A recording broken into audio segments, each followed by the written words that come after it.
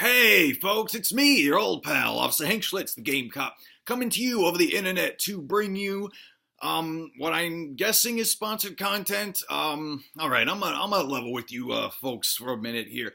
Yesterday, I made a video, in collaboration with the good people at Ubisoft, sponsored by Assassin's Creed and Ubisoft, by Assassin's Creed Odyssey today. It's out today. Get it at Stream, get it at Steam, get it at Target, get it at Walmart, get it any way you can. And, I made the video. I thought it went pretty well. It was called Greeks as Freaks. It's about the history of the ancient world. It's kind of in relation to this whole, Assassin's Creed Odyssey taking place in the ancient Greco days and whatnot. And so I woke up today expecting to see all those precious shiny Ubisoft dollars sitting there pretty in my bank account, and I go to check it, and lo and behold, I don't see cent one. So I start thinking, maybe some kind of problem. Maybe they got my bank account number wrong, whatever it is. So I start sending some emails to Ubisoft. I haven't heard anything back yet, and I've been calling Ubisoft, but every time I call, some French lady answers the phone, starts talking in qu'est-ce que c'est, and I don't know what the hell she's saying, speaking frog talk to me. It's making me upset. So, this is me calling out to Ubisoft, saying, if there was something I did to displease you in the video I made about ancient history that you asked me to make to promote your Assassin's Creed Odyssey video game, I'm sorry, and maybe give me a mulligan. I don't know. How about you consider this a do-over? It was called. I could see why you might have taken issue with it. First of all, it's called Greeks as Freaks, and Assassin's Creed Odyssey is about ancient Greece. And I decided to talk about an ancient event that happened in Iran. It's more adjacent to Greece than in the history thereof than really about ancient Greece. So point against me there. And also, it was about an event that involved a man feeding another person's child to him as an act of revenge. And maybe they don't want to be associated with such disgusting, reprehensible behavior. I mean, they're making a game where you go around wantonly murdering people and, getting rewarded for it. But, I'm not here to judge, okay? I'm here at the behest of Ubisoft, and I'm trying to get on the good graces again. So, this is Hank Schlitz once more doing a mulligan on Greeks as Freaks, a history tidbit brought to you by Ubisoft, sponsored by Assassin's Creed Odyssey. Buy today. Go get it, you goddamn moron.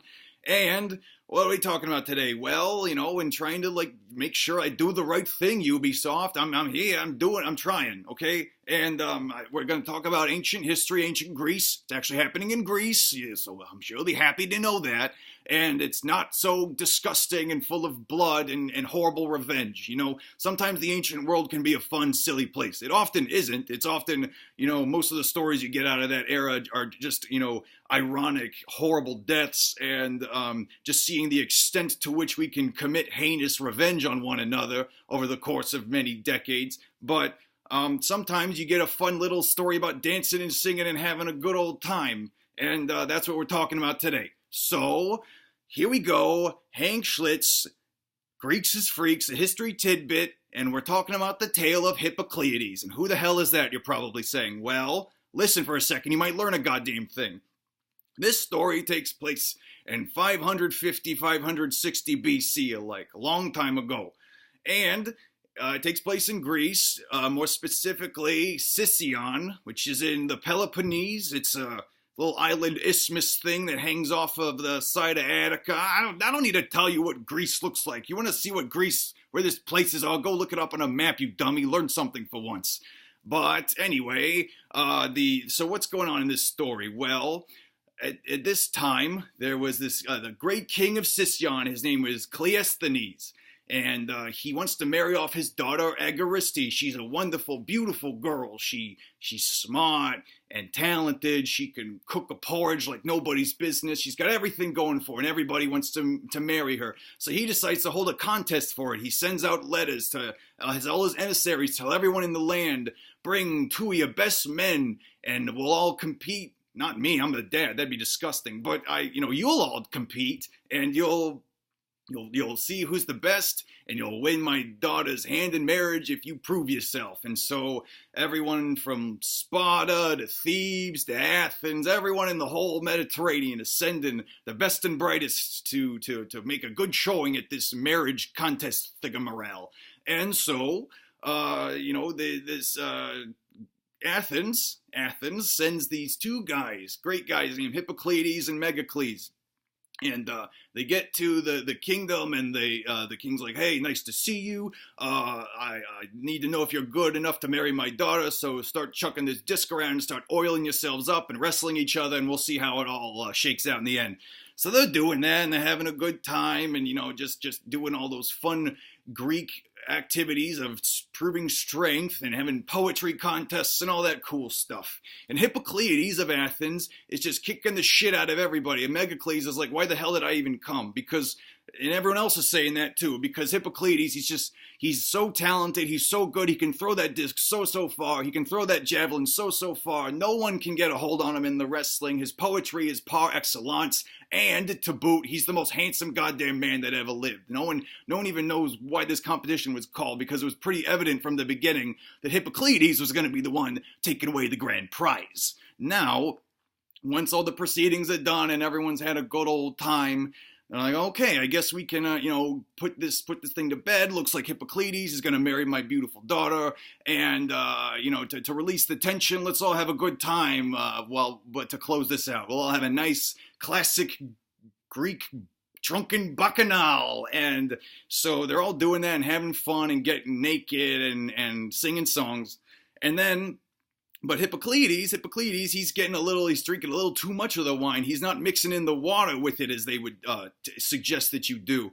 And so he's getting real drunk, and he's getting real loose, and he's dancing and having fun and making a fool of himself. I imagine he kind of looks like Elaine from Seinfeld, just like kicking and jerking around like some kind of like being electrocuted or something. He's laughing, singing, and screaming at people's faces, and everyone's really concerned. Like, oh, this guy, he's taking this a little too far. We all want to have a good time, and we can all respect that desire. But you also have to keep it together a bit, Hippocleides. You look like a fucking maniac, and he's acting like no one can see him, and we know he can see us because he's looking right at us in a very direct, very aggressive way, and he's insisting on making eye contact with us, so we know that he's aware of us and we're aware of him, and he's still acting this way and really becoming an embarrassment. And he becomes such an embarrassment, standing up on the table and kicking around and grabbing people's wine and saying, "Thank you very much, sir," and drinking it up, that Cleisthenes, the king, the guy who had this whole competition and was so impressed with Hippocleides moments ago, he's like, hey, buddy, can you come over here for a minute? And Cleisthenes has to kind of Cleisthenes has to drag Hippocleides over, and he's like, okay, so I'm going to level with you. You really did a good job, throwing that disc and singing those songs and grabbing all those guys and chucking them in the ground. But everything you're doing right now just undid that. You fucked it up, buddy. You fucked it up real bad. Like, I cannot have my daughter marrying someone who acts like this. And this is a no-go. We're not. The marriage is off. Okay. Megacles, you were the closest to this guy, like in physical distance. Like you were standing next to him most of the time and making him look good. So you get the win now, Megacles. You get to marry my daughter Agaristi because you have the incredible distinction of not being Hippocleides. And you'd think that Hippocleides would really be upset by this, but he's just drunk and dancing. And when Cleisthenes says, hey, you don't get to marry my daughter now, too bad. He's like, Hippocleides doesn't care, man. And he just keeps dancing and having a good time. And that becomes such a notorious thing that's like a saying in the ancient world. Hippocleides doesn't care, man. It's like the YOLO of its day. It's pretty fun, That was what I wanted to do here. And that's the end of the story. Megacles gets the win. Hippocleides goes down in history as the world's most fun drunk dipshit that ever lived. And it just goes to show you that the ancient world is not just a horrible pit of violence and destruction where people kill their own children and kill the families of their enemies and drink their blood mixed in wine in perfect view of them so that they can see what's happening to them, not trying to commit all of these horrible, poetically justice type of violent acts on one another. Sometimes it's just a fun, silly dancing, drinking time, and who can argue with that? It's a nice thing to know that it doesn't always have to be so horrible. And that's just what I wanted to know. And I hope that's good enough for you, Ubisoft. I mean, I'm trying to go with a different tone here. I'm trying to do what you need, and I really want to, I'll be frank with you.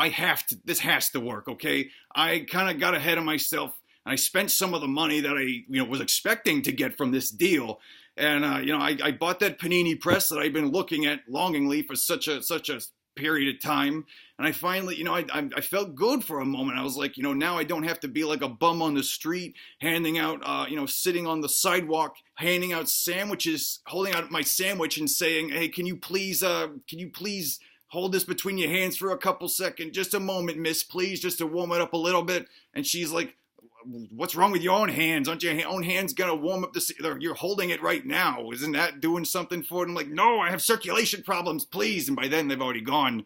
But now I have a Panini press and I don't have to worry about that. I can have crispy, yummy, hot sandwiches whenever I want.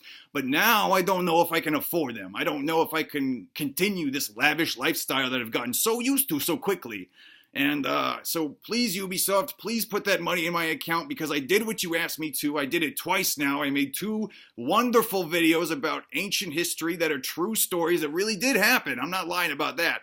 And they, I need this cash real bad. So Ubisoft, once again, I implore you, just get back to me. Tell me what I need to do. I wanna have an amicable relationship. And if you don't give me that money, I'm gonna keep making these things. And eventually the pressure will be so big, there'll be so much popular demand saying, why aren't you paying this man for this wonderful content that he's making, that eventually you will have to knuckle down and meet your agreement.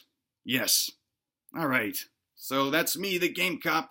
Really hoping that I get that cash that I need so badly from Ubisoft. Brought to you by Ubisoft, by Assassin's Creed Odyssey. Today, go have an adventure. Learn what it's like to be a Greek hero. All right, folks, I'll see you soon. Bye, Game Cop. Bye, Game Cop.